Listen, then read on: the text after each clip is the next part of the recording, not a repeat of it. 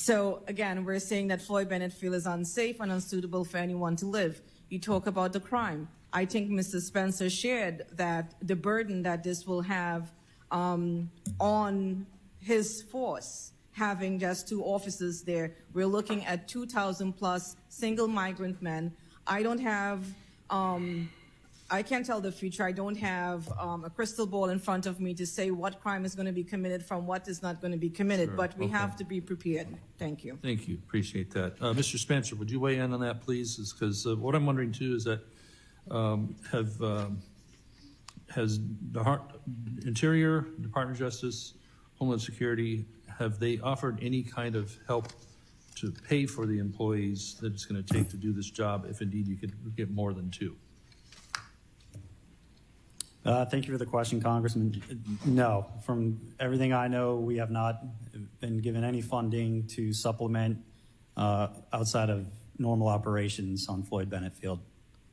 As the Park Police, what is the interface between them and New York Police Department for dealing with the crime that's expected?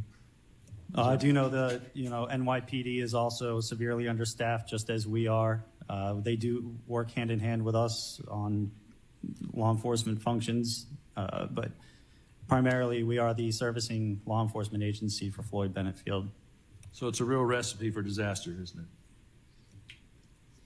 It's going to overwhelm us. Yeah. Thank you, Mr. Chairman. I'll yield back. Well, as time has expired, the chair now recognizes the gentleman from Montana, Mr. Rosendale. You're recognized for 5 Thank you very much, Mr. Chair, and ranking member Hallville for holding the hearing today. President Biden's harmful border agenda has been felt by states far from the border nearly since the day he took office. Democrat leaders in sanctuary cities enacted President Biden's leftist immigration policies, and the crisis quickly spilled into rural states hundreds of miles away. If President Biden, Secretary Mayorkas, and other administration officials were serious about controlling immigration and securing our border, we would not have this hearing today about New York State and the National Park Service. Our country's national parks are some of the greatest treasures. To allow illegal immigrants to set up camp in these parks and hamper everyday Americans' rights to visit and enjoy these parks is just another example of Biden and his cabinet putting their leftist agenda above the need of Americans. Just the other week, it was announced that over 100 migrants are going to be settled in Billings, Montana. What concerns me the most about this is that they are likely just the beginning of a process that will see many different states forced to accept these illegal immigrants and refugees. Where will the rest of the 100,000 Afghan refugees go? I can assure you, they will not be sent to sanctuary cities. Montana has many great and historic national parks. The last thing we need is the federal government coming in and telling us that the bedrock of our tourism and a significant factor in our economy will now be used against its intended purpose and instead for housing illegal immigrants. I hope that this committee can help shine some light on this issue and we can prevent the administration from trying similar tactics in states such as mine.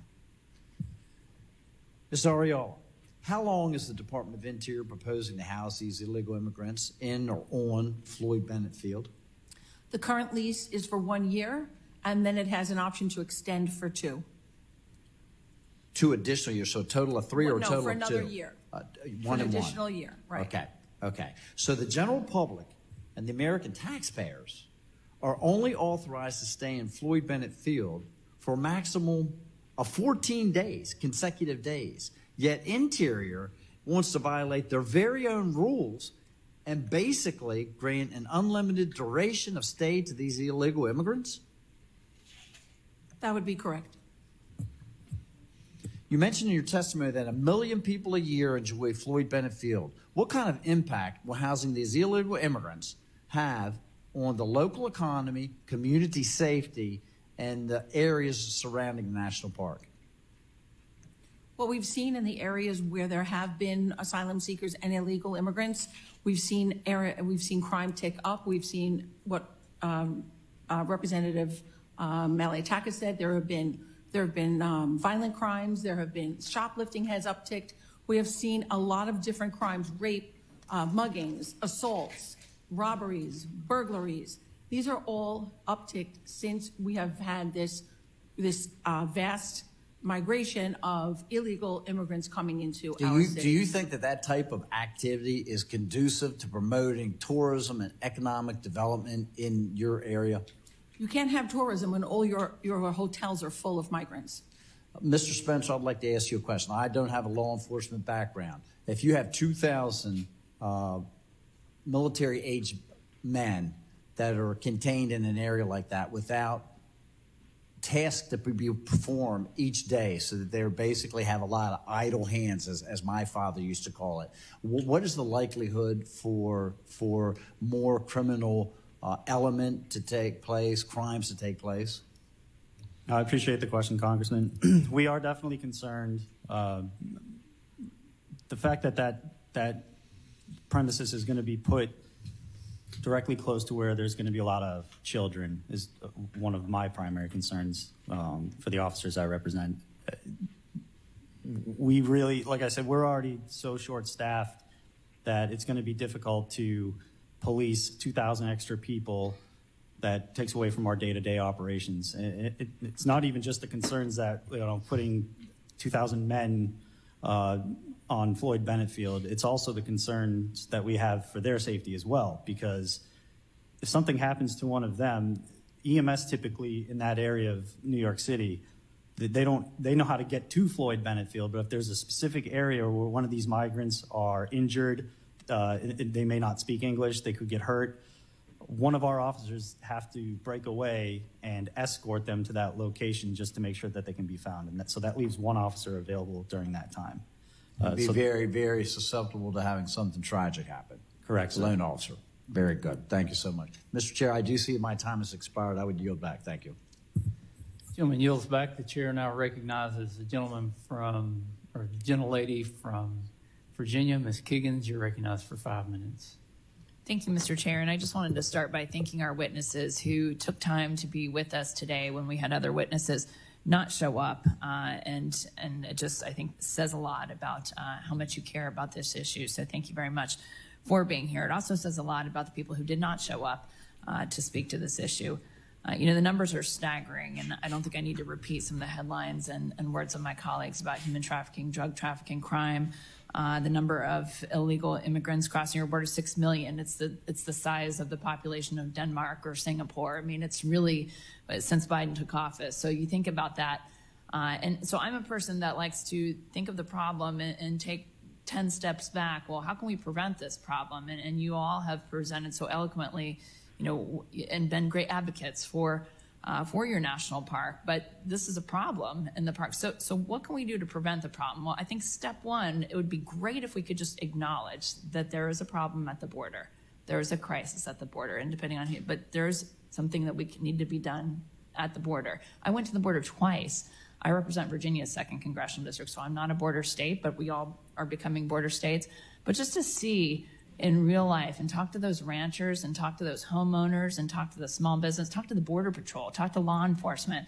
I mean, the stories were shocking.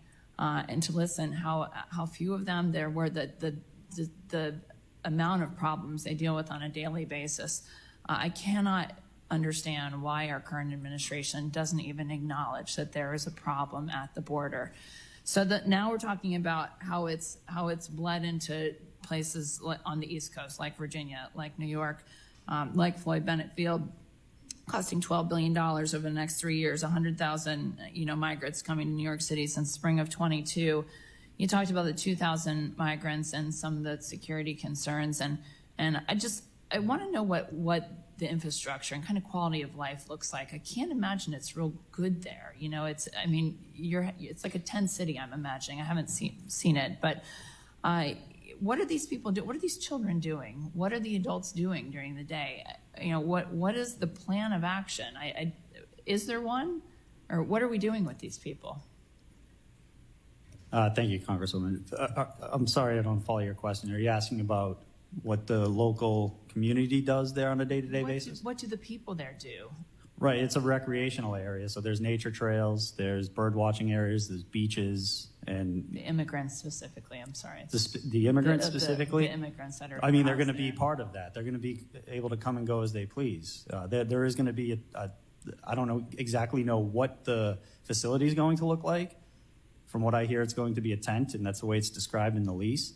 But they are going to be able to come and go as they please. So they're going to be intermingling with the local community and being able to engage the park just like anyone else would. So I can't imagine that everything is going to go super smoothly. And you talked about some of the crime issues and again, security issues. So what will happen if there's an arrest or multiple arrests? Is there a place that we're going to house them, a place that we're going to hold arrested migrants over other arrested people in your city? Or what are the plans for that? So that's part of what kind of baffled me with this lease agreement. As I stated before, we really weren't consulted on the operational plan as far as the law enforcement aspect of it goes. And from every time we have a special event or some type of incident outside of normal day-to-day operations, our agency comes up with an operational plan, an ops plan, to make sure that that special event or First Amendment activity, whatever it may be, is handled appropriately. Usually that makes, canceling days off for the officers that are on their day off to bring in extra officers to handle that kind of event. There has been no plan in place on what we're going to do with this.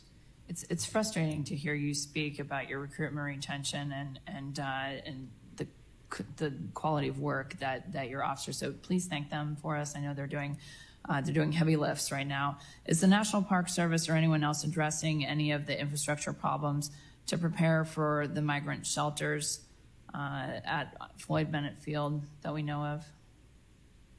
I'm unaware of any. Okay. And will the migrant camp hurt or help the quality of the park and the services that are currently offered to visitors? And likewise, we talked a little bit about the migrant camp impact on the national parks ecosystem. I can't imagine that there's not going to be a big impact on that as well. There will be absolutely a major impact on the park's ecosystem. Thank you very much. I yield back.